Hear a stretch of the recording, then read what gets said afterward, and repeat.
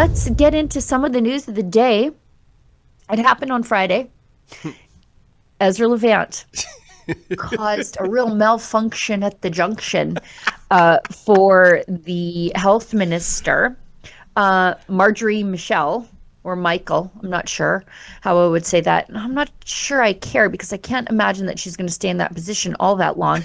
Ezra asked her, like, the lightest, like, it was like a lob. It wasn't even like a softball. It was like a beach ball question at her about the ostrich farm, and her handlers were like, next question. They pulled the old Jagmeet Singh at the debates. Like, I'm not taking a question from you.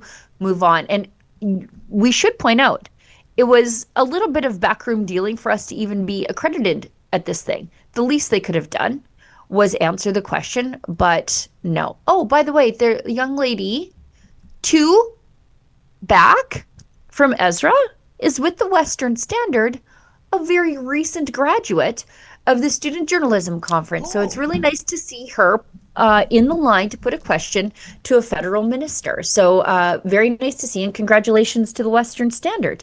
Let's watch Ezra's question.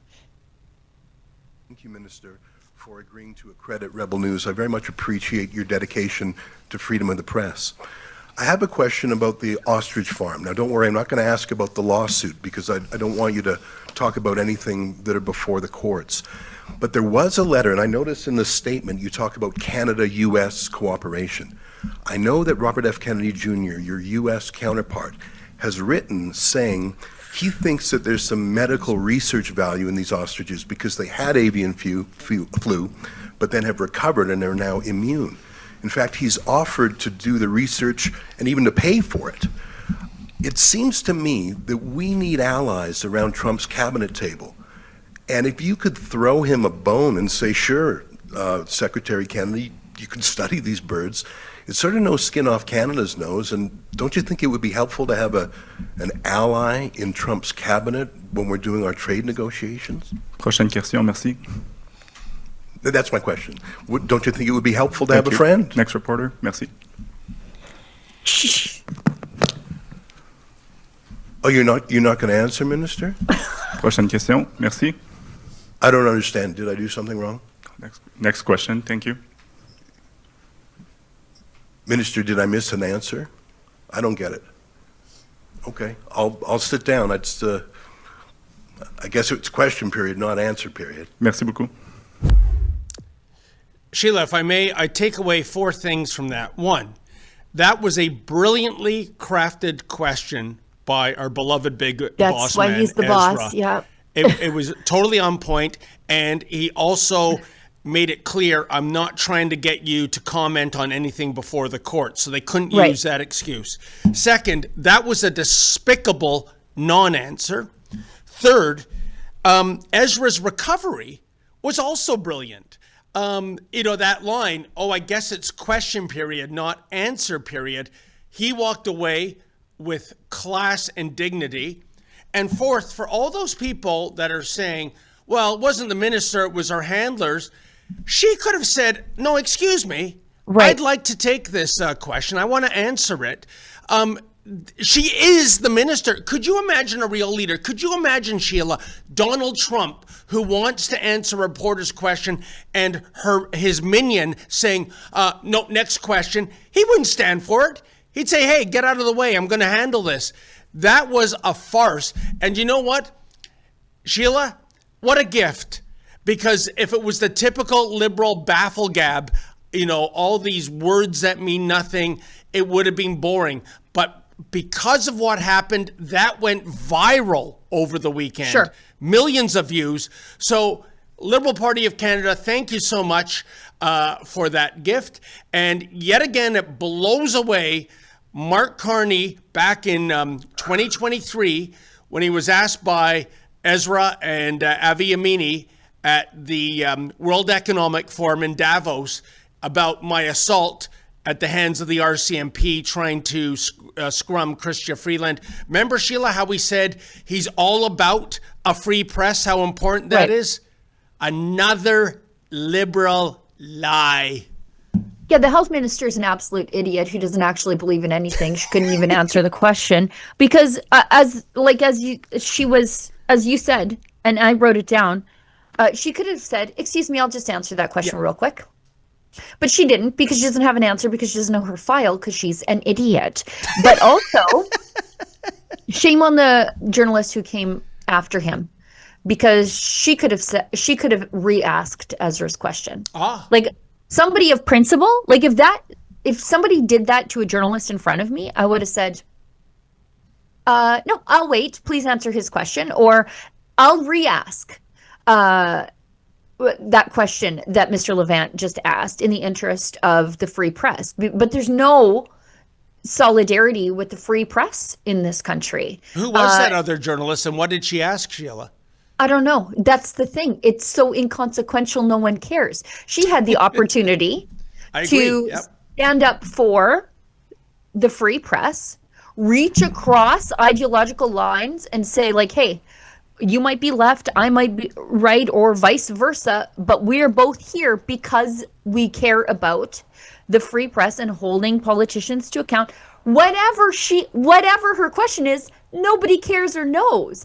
She could have re-asked the question, and guess who also would have been a person of consequence over the weekend? Her, right? Sheila, that's absolutely brilliant. I never thought of that. It's something I'll keep in my back pocket if we ever see this play out again. But you're absolutely right. She could have said, with all due respect, Minister, maybe I missed something. I didn't hear an answer to Mr. Levant's question. What say you? And would she be given this hustle too? Or would they answer her, not because the question's invalid, but because Ezra being part of Rebel News, we're invalid? She didn't even have to go that far. She just could have said, you know what, I'm not going to ask my question until you answer Mr. Levant's question. Exactly. She did, like, that's all she had to do the right thing. And I say this with experience because somebody did that for me. And it was shockingly Al Jazeera and Global News International.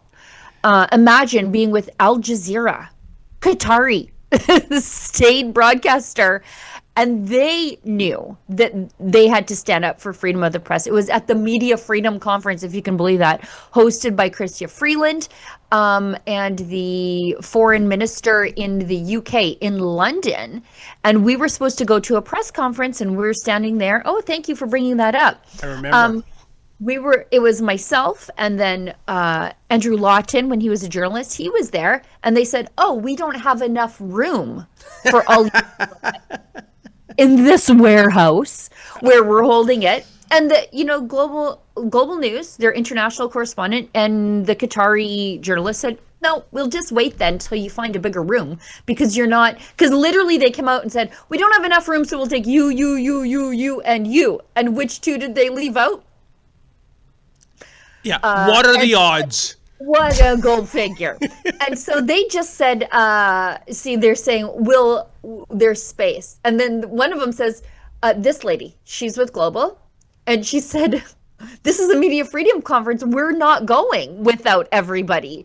So that made a difference. That led me to this is a media freedom conference. Please don't do that, is what the journalist said to Chrystia Freeland's press handler.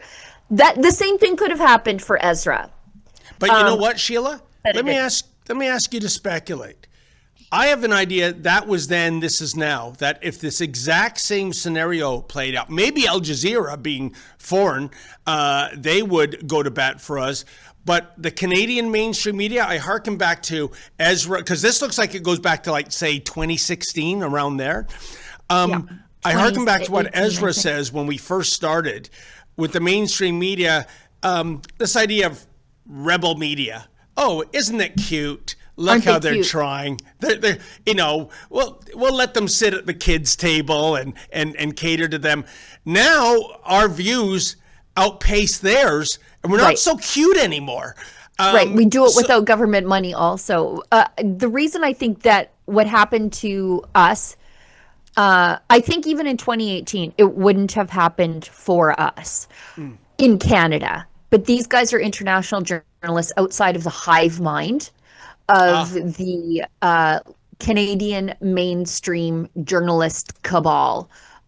They aren't so polluted with government. Like, yes, their companies are recipients of government money, of course, Al Jazeera and Global News, but they're sort of outside that cloistered Mean Girls club because they're working internationally. But if that same thing had happened, well, we've seen it dozens of times. If that same thing happened in Canada, they would have been like, or shoving us, screaming at us, saying racist things to us, as we saw at the Debates Commission. Oh, Sheila, that's not conjecture, because around the same time, maybe a year later, I attended a World Press Freedom event at the Chorus headquarters in downtown Toronto. Remember, World Press Freedom. And I'm looking at the displays. Almost half of it were about transgenders doing journalism in the third world. I mean, it was beyond woke. Guess which media organization was the only one to be frog marched out of the Chorus building? Wow, Efren is on fire. Look at that.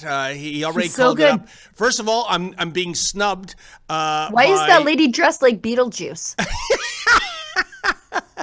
First, it was snubbed, and then we're told to leave. So there's your World Press Freedom. Can you imagine?